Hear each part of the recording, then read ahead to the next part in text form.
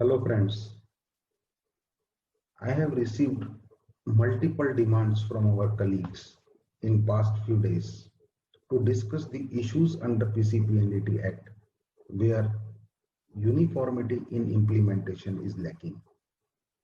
As we all know, PCPNDT Act has created havoc amongst our fraternity members. The main reason behind this is not the act itself, but the main reason is because there are so many loopholes in the act itself. There are differences of interpretation of the act by different appropriate authorities. Different appropriate authorities implement the act haphazardly. And last but not least, the divergent judgments given by different courts have created fear amongst our fraternity members. So definitely there is a need to discuss all these things. We all know that PCPNDT Act is a central act, and central act is to be implemented all over India in a similar way. But in case of PCPNDT Act, in different states, it is implemented differently by different appropriate authorities. Even in a single state, there is no uniformity amongst the appropriate authorities in different districts. And somewhere, even in a single district, if there are more than one of appropriate authority, they are implementing PCPNDT Act differently. So this is the reason why there is a havoc in the fraternity. One by one, in the series of this uniform implementation of PCPNDT Act, we will discuss all the issues where uniformity is lacking and what should be the exact interpretation by the appropriate authority. We will discuss one by one in this series of our web meetings. Thank you. Thank you very much. In the series of uniform implementation of PCPNDT Act, today we are discussing that what all other things which are to be included in the certificate of registration, that is Form B under PCPNDT Act. We all know that Form B is given in PCPNDT rules. It has 5 sections. First and second section mention regarding the reason under which or provision under which this certificate is issued. In column number 3, they are mentioned that what is the name of the registration center. Second, under which category, whether it is non-invasive or invasive or genetic counseling center, genetic clinic, genetic laboratory, or ultrasonography clinic or imaging center, means under which category the registration is done. Third thing included that any other purpose. Then they are supposed to mention the model and make of equipment being used. So that is to be mentioned in this registration form. And then the registration allotted, that is the number of registration which is allotted. And fifth, the validity, from which date to which date this registration will be valid, and it should be signed by the appropriate authority and to be issued. Now what is the problem?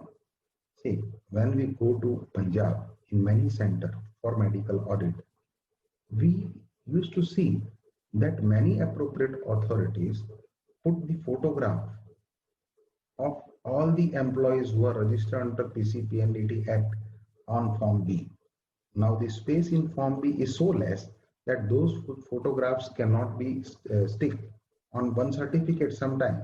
So they give 2 and 3 other different kinds of attachments, and they say that all attachments are to be displayed. So these things are not mentioned in the act itself. When we go to Maharashtra, they used to write the name of doctors as well as embryologists as well as other people. Now under PCPNDT Act, there is a provision that the person who does sonography or who does any invasive procedure should sign. Now, if we go to invasive procedure, they are usually done by the embryologist. For example, embryo biopsy are done by embryologist. No gynecologist do embryo biopsy. So PGD and PGS. But if we go to section C of Form F, there is provision that doctor has to sign. So it is very difficult because doctor says that we have not performed the procedure, so why we should sign? So this is a loophole in the act itself. The second thing, one thing is clear that in Form B there are only 5 sections, and in 5 different sections the relevant things are to be mentioned. There is no provision of writing name of employees on Form B. There is no provision of writing or putting photograph of all the employees on Form B. So these are all things which are the creation from the minds of appropriate authority. And you all know that PCPNDT Act is a central act. And as per section 32 and 32 of 33 of PCPNDT Act, every act or rules can only be amended by central government, and that amendment should be issued in the Gazette, only then it can be implemented.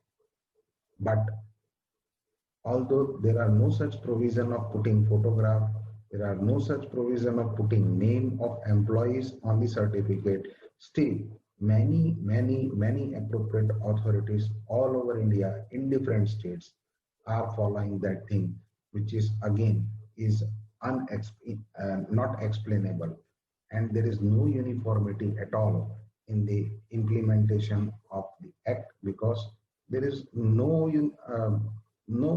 I can say it is very easy to understand Form B, but still every appropriate authority is making changes in Form B on their own, which is not a correct thing because law is to be followed as it is, which is given in the act itself. So there is a need to develop uniformity and issue the Form B in a unanimous way, which is given in the PCPNDT rules by all the appropriate authorities all over India. But again, somebody is adding something or somebody is reducing something from the Form B, and they are issuing different kinds of Form B at different places. So there is a need to follow and to make the uniformity in issuing Form B all over India in the similar fashion. Thank you. Thank you very much.